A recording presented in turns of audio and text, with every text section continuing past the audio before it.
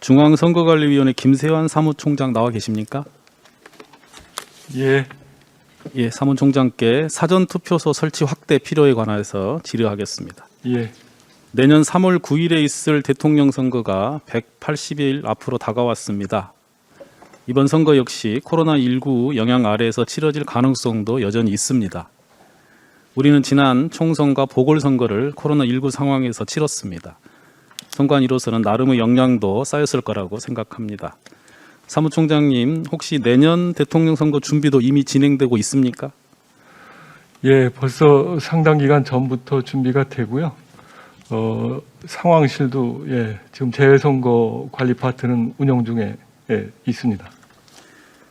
예, 혹시 모르기 때문에 코로나19 상황을 대비하여서 투표 인원을 분산시키는 방법은 계속 강구할 필요가 있다고 보여집니다.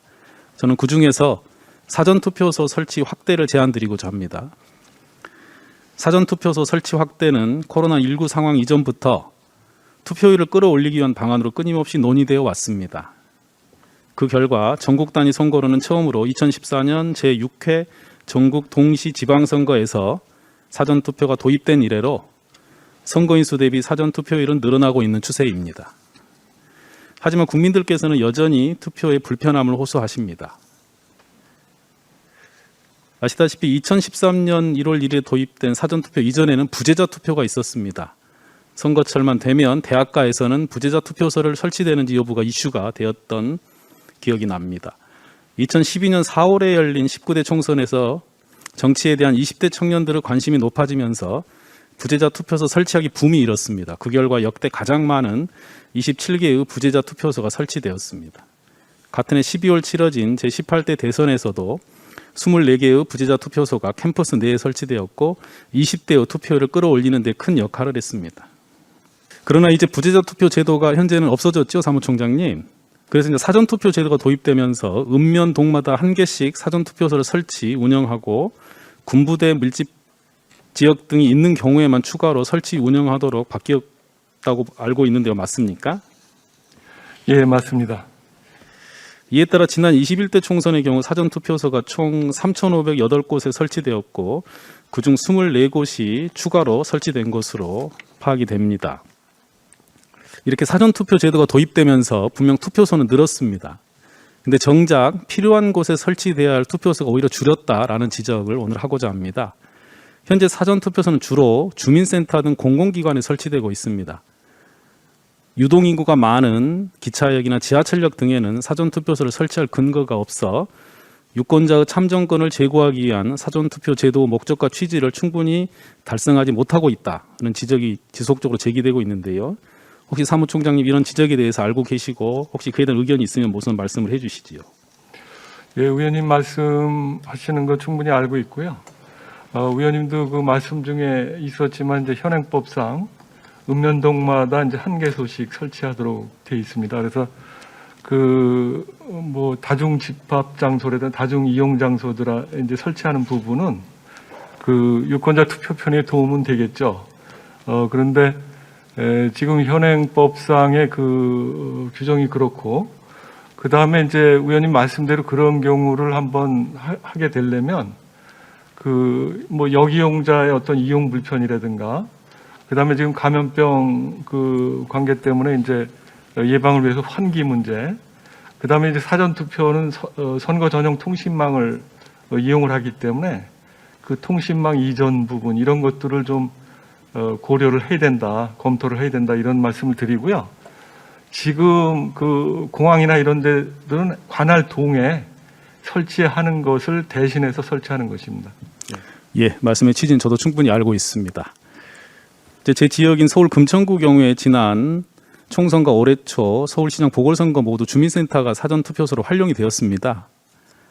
아무래도 선거관리위원회 입장에서는 장소를 섭외하기 쉽다는 이유나 방금 사무총장님 말씀하신 여러 이유로 주민센터가 선호되는 것은 충분히 있을 수 있겠습니다만 사전투표 제도 목적과 취지를 고려하면 노령 인구나 거동이 불편한 유권자들이 보다 용이하게 선거권을 행사할 수 있도록 주민센터보다 접근성이 더 높은 장소를 찾아서 사전투표소를 설치하려는 노력이 필요하다는 생각이 들었습니다.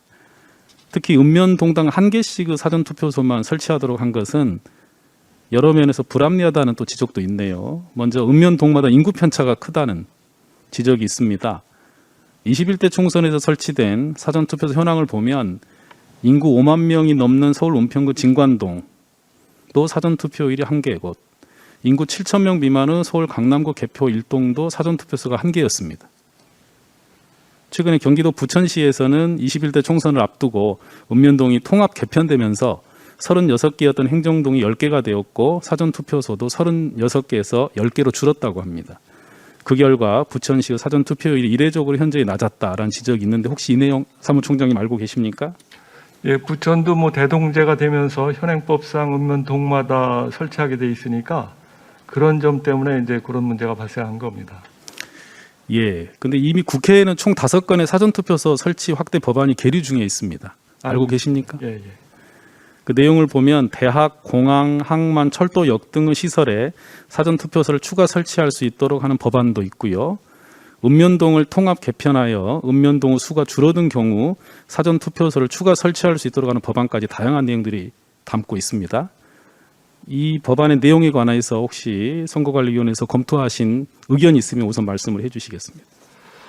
일단 뭐 사전투표소를 확대해서 유권자 투표 편의를 도모하는 것에는 뭐 저희도 공감을 하고요. 아까 앞전에 제가 말씀드린 그런 문제점들을 좀 잘 검토해서 또 국회 법안이 상정된 부분에 있어서 저희가 이제 필요한 부분은 지원을 그렇게 하도록 하겠습니다.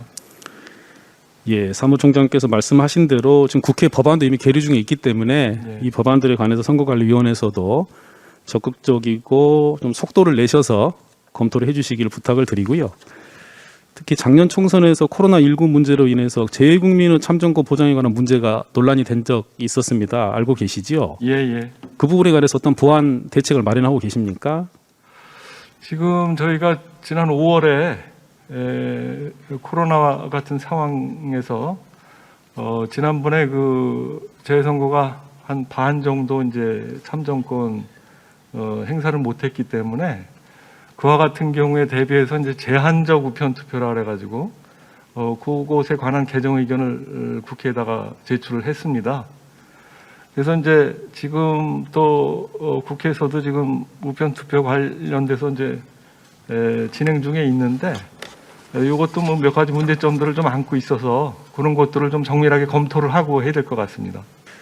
지난 보궐선거에서 그 생활치료센터 5곳에 특별 사전투표소가 설치했다고 하는데 맞습니까? 예, 그렇습니다. 그럼 이 경우는 현행법상 그 단서 조항인 군부대 밀집 지역 등이 있는 경우를 보다 폭넓게 해석해서 설치한 것으로 보면 될까요? 맞습니까? 그건 좀 다르고요. 예.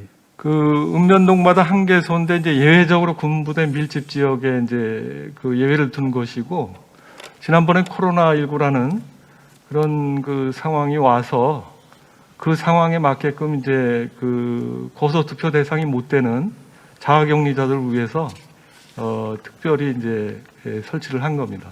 네. 국민의 참정권이 헌법상 보장된 권리이고 코로나19 위기 속에서도 결코 제한되어서는 안 될 거라는 것은 사무총장께서도 잘 알고 계시리라 생각합니다. 예. 준비 잘 하셔서 내년에 있을 대통령 선거 때 소외되는 국민이 없도록 각별히 신경 써주시길 부탁을 드립니다. 예, 잘 알겠습니다. 예, 감사합니다.